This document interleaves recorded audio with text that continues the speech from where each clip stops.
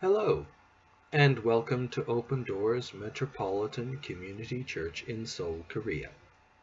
Whether you're watching on YouTube or our Facebook page, we're glad you're here. We are a community seeking to live out the radically inclusive love of Jesus the Christ. We are a faith community of the Progressive Christian Alliance and an emerging church of metropolitan community churches. Please join us now for excerpts from the service held on Sunday, December 18th, 2016, the fourth Sunday of Advent. We are nearing the celebration of the coming of the Christ, and the theme for this service is, Can you do it if you're in love? A provocative question, yes, but one with a point. The service leader and preacher was the Reverend Craig Bartlett. We join in prayer. In the silence of our despair, an unknown love is embracing us. In the darkest night of our lives, an unknown love keeps us safe. We are restored by that love, the love that comes to us from the most unthinkable places. Show us, beloved one, how to keep our doors open, so that we can become a community sealed by your love. Amen. First reading is from the book of the prophet Isaiah, chapter 7, reading the 10th to the 16th verses. I would invite one of our Korean speakers to read the Korean version, and the rest of us can follow along in English.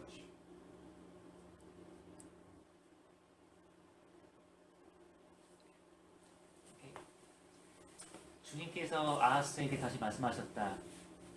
너는 주 너의 하나님에게 징조를 보여달라고 부탁하여라. 저 깊은 곳 소울에 있는 것이든 저 위 높은 곳에 있는 것이든 무엇이든지 보여달라고 하여라. 아하스가 대답하였다. 아닙니다. 저는 징조를 구하지도 않고 주님을 시험하지도 않겠습니다. 그때 이사야가 말하였다. 다윗 왕실은 들으십시오. 다윗 왕실은 백성의 인내를 시험한 것만으로는 부족하여 이제 하나님의 인내까지 시험해야 하겠습니까? 그러므로 주님께서 친히 다윗 왕실에 한 징조를 주실 것입니다. 보십시오. 처녀가 잉태하여 아들을 낳을 것이며 그가 그의 이름을 임마누엘이라고 할 것입니다. 그 아이가 잘못된 것을 거절하고 옳은 것을 선택할 나이가 될 때 그 아이는 버터와 꿀을 먹을 것입니다. 그러나 그 아이가 잘못된 것을 거절하고 옳은 것을 선택할 나이가 되기 전에 임금님께서는 미워하시는 저 두 왕의 땅이 헛무지가 될 것입니다.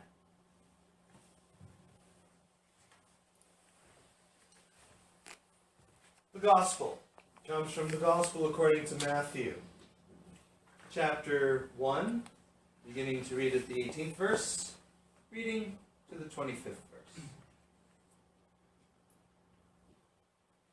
Now the birth of Jesus the Messiah took place in this way. When his mother Mary had been engaged to Joseph, but before they lived together, she was found to be with child from the Holy Spirit. Her husband, Joseph, being a righteous man and unwilling to expose her to public disgrace, planned to dismiss her quietly. But just when he had resolved to do this, an angel of the Lord appeared to him in a dream and said, Joseph, son of David, do not be afraid to take Mary as your wife, for the child conceived in her is from the Holy Spirit.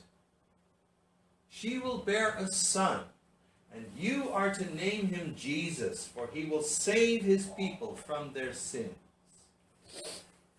All this took place to fulfill what had been spoken by the Lord through the prophet. Look, the virgin shall conceive, and shall bear a son, and they shall name him Emmanuel, which means God is with us.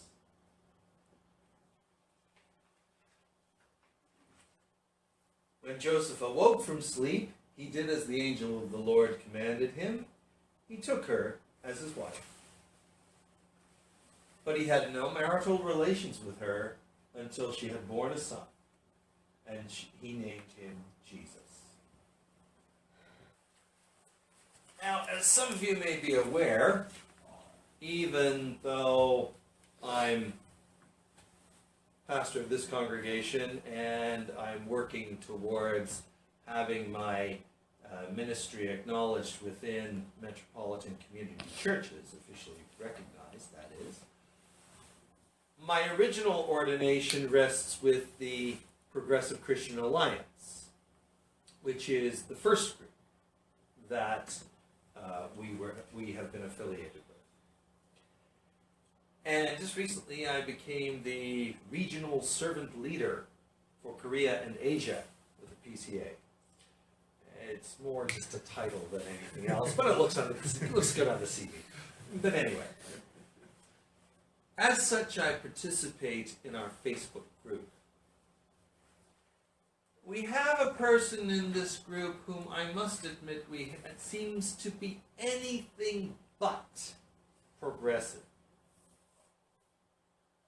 She believes only in the King James Version of the Bible. She seems obsessed with sin and the penalty payment version of atonement. I'm sure you get the picture. However, she struggles with mental health issues. And there are times when she really seems to be struggling with issues of faith from a less conservative perspective, shall we say. So the administrators of the page have decided to let her stay in, as long as she doesn't curse too much. When they do that, they know she's in need of care, and so they suspend her account for a while until they know that she is in good care. Well, this week she just blurted out the question. Is sex before marriage a sin? She has that tendency to just blurt things out. And there were a whole range of answers offered, from yes to absolutely not. I was a bit more nuanced, may I say, in my answer, because I started it off by saying, not in and of itself. It reminded me, though, of just how some Christians are obsessed still with what people do with their genitals. And for them, that seems to be the issue. Now, the community which produced Matthew's Gospel were probably also struggling with issues like these. Now, most scholars believe it was a community which had strong roots to the Judaism of its day, and so they may have thought about and talked with each other about what it means to be faithful to the law of Moses, as well as be people of this new way. Therefore, the story of Joseph would be extra important to them. And I think it is okay for us to understand that this is a story. In progressive Christian circles, of which I am definitely one, the early parts of Matthew's Gospel and Luke's Gospel, from which we get our Christmas stories, are seen as prologues, almost like an overture to a symphony or an opera, which introduce the themes and the ideas which we're going to be encountering later in that work. And as such, progressive Christians look at these prologues and say that these stories are stories. They're not necessarily literal descriptions, of historical events, like the news. Now, for some people, this causes a lot of problems. But for people like me, not necessarily so, because just because these stories are not history doesn't mean they don't contain any truth. Doesn't mean there's nothing that we can learn from them. In fact, I'd like to suggest today the exact opposite. So let's look at the story. In it we have a tabloid-style scandal. A guy is set to marry his girl, and in those days we need to remember an engagement held a lot of legal and moral power and force. It was if the two were already married, except for the living together. Kind of like what happens here in Korea. You register with the local government first, and the ceremony and the shacking up take place after that. But yet, in our day, engagements don't necessarily always end up in marriage. That happened to my niece in Australia. She was ready to get married to a guy, and things fell apart. She kept her wedding dress that she was going to wear that day in a closet for almost 2 years, and she couldn't bring herself to look at it. So this happens sometimes in our modern contexts. However, that wasn't the case here. And it's found out that before they actually get together, that Mary is pregnant. I remember what it was like when the Good News Bible was first introduced into our churches. This was back when I was like 10 years old or something, 40 years ago. Give you an idea of how old I am. And in the Good News Bible, when they were telling the story of Joseph, they said, the fact that Mary was pregnant. And at the end of the story, it said Joseph had no sexual relations with her until she bore her son. And my mother was just shocked and horrified. You can't say words like that in church. Oh well, according to Jewish law then, and you can easily find this in the book of Deuteronomy, chapter 22. I looked it up yesterday. The Jewish community had the right, the obligation, you might say, to take Mary out to the edge of the city and stone her to death. Now, it's not clear if the Jewish communities of the day, which were part of the Roman Empire, they were under Roman occupation, we don't know if they had the right to stone people. But we can guess that there certainly probably would have been some kind of public denouncement, some kind of public shaming. And in the story, Joseph doesn't want this. So he's willing to have Mary either sent away, or he is willing to release her from her obligations in secret, private. Already, we can see that Joseph is being portrayed, the character is being portrayed as a man who wants to be faithful to God's law, but who wants to temper this faithfulness with mercy, with compassion. But what happens? He has a dream. And in the dream he is told, take Mary as your wife. Something great is going to happen here. How interesting.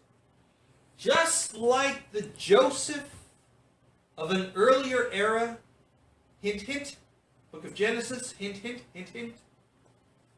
He's a dreamer. This Joseph is a dreamer too. And he receives important messages through dreams. And the message here is, if you love Mary, if you love God, if you want to be faithful to God, if you want to be part of the truly momentous events that are going to happen, you got to put the law aside. If you're truly in love, don't be afraid. Just do it. Thanks, Becky. Because that's how God is. That's how we understand God to be. If we need a reminder of that, again, how interesting it is that Matthew quotes from Isaiah chapter 7, what we heard in our first reading this morning. Let's go back and look a little bit at the history, which I'll fill in for you. King Ahaz of Judah is fretting because he entered into an alliance with the Assyrian Empire of the day because he wanted to counter an invasion by another alliance. Seems as though the northern kingdom of Israel, from which they split about a century earlier, was getting together with the kingdom of Aram. Now, Aram is where we would put modern Damascus in Syria. And he and all Judah wonder, what are we going to do about this? Well, the prophet beckons the king and says, trust God. Ask for a sign. In typical modest manner, he says, oh, no, I can't do that. But it's not modesty. It's fear and lack of trust, masquerading as modesty. So God, through the prophet, God responds, all right, I will give you a sign whether you want one or not. A young woman will give birth to a child, and its name will be God with us. God is in love with Judah. It has something important to say, so God just does it. Now, in the last few weeks, as I've mentioned a few Sundays before, we've had a shining example of people who have been in love with their nation, concerned for its future, and they've just done it. They've taken to the streets. They've demanded justice. They've demanded that the truth be told about what is going on in the halls of power. They're looking for justice and fairness and transparency. However, this morning, I'm also thinking of something that happened about 50 years earlier, in September 1965. Back then, the great jazz composer Duke Ellington And his jazz orchestra offered his first concert of sacred music at Grace Cathedral, the new cathedral church for the Diocese of California in the Episcopal Church. This was supposed to be part of a series of concerts and special events that were to commemorate the consecration, the making sacred of the cathedral. We forget it now, but these events were controversial. For example, we now know that when the jazz pianist Vince Guaraldi put on his jazz mass concert, the organizers of that concert received death threats. Putting on a concert at church and you receive death threats. Let that sink in. But to address this, the Duke wrote this in his notes for the concert program. Every time God's children have thrown away fear in pursuit of honesty, miracles have happened. The Duke was in love with God, with music, with the world, and he put aside those expectations of what should be happening in church. And he just did it. This concert of sacred music is now considered to be one of his masterpieces. And as he said back then, it's the most important thing that I've ever done. And that concert was reprised, it was repeated at the 25th anniversary of Grace Cathedral's consecration, and again last year at the 50th anniversary. It's become part of what Grace Cathedral is all about. And I've been wondering about something lately.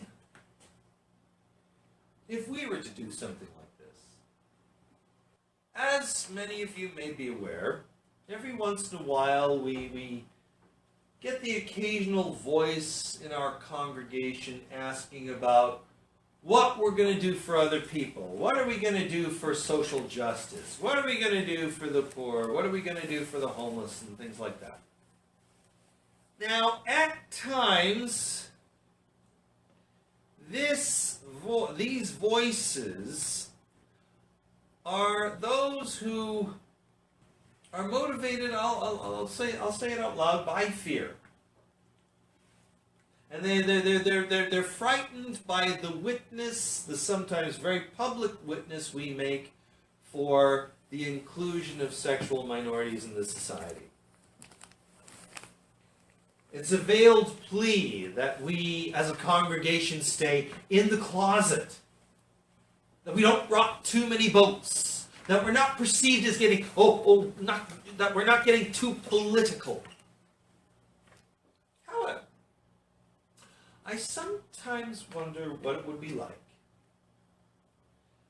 if we just took the time to identify places and people and causes which need a helping hand, and if we, as individuals, or as pairs or small groups of people, just went out to those places and offered our time, our service, ourselves. And we got back together afterwards and talked about it. And I've even thought of a name for a group like this. The ODMCC Secret Service. What would that be like if we stopped worrying about what people think of us, but just allowed ourselves to be motivated by love of God and love of neighbor, and just did it? What would that be like? I don't know. But it might be worth checking out. So, can you do it if you're in love? Well, in this time of preparing for the coming of the Christ, the answer is yes. Yes. Yes. And so, may we find inspiration in the example of Joseph.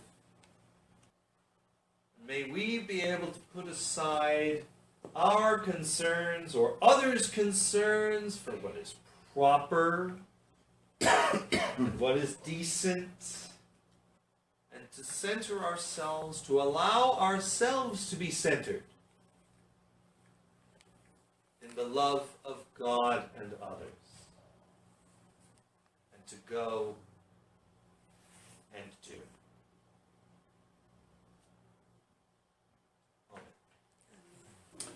Christ is with us. Now and always. Let us lift our hearts. We lift them to God. Love brings us to the table. Here we learn peace, find hope, feel joy.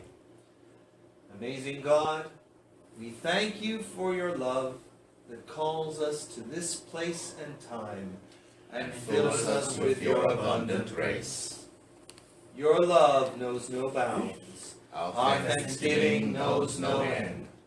We honor you with our praises. Holy, holy, holy, God of love and might, all the universe is filled with your glory. Hosanna in the highest. Blessed is the one who comes in the name of God. Hosanna in the highest. So we remember Jesus' birth and life, his suffering and victory. On the night before his crucifixion, Jesus shared his last meal with his friends. He took the loaf of bread and blessed it, then breaking it, he offered it to them, saying, "This is my body, broken for you. Eat this in memory of me."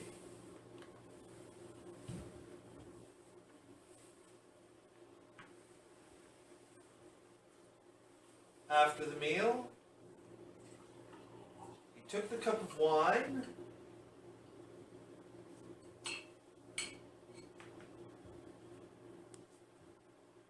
and blessed it. Then he offered it to them, saying, "This is my blood shed for you. Drink this in memory of me."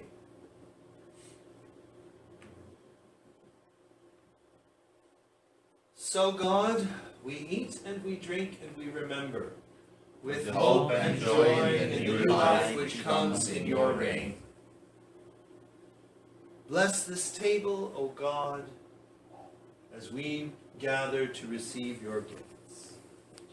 May we remember your love, from which you created us, with which you fill us to overflowing. Blessed are you, beloved God, beloved Christ, beloved Spirit, together the one source of all that is and all that ever shall be. Amen. Thanks for watching. Please feel free to use this video for your own reflection or home worship. Share your comments with us through YouTube or Facebook. Better yet, join our faith community in person. All are welcome to join us in our worship and our ministry. Age, sexual orientation, gender identity or expression, ethnicity, ability, and economic status are not barriers to participation. This is what we mean when we say radically inclusive. We worship at 11 a.m. on Sunday mornings in the Haebangchon district in Seoul. For more information about us, our location, and our ministry activities, please check our website at www.opendooorskorea.org. We hope to see you soon.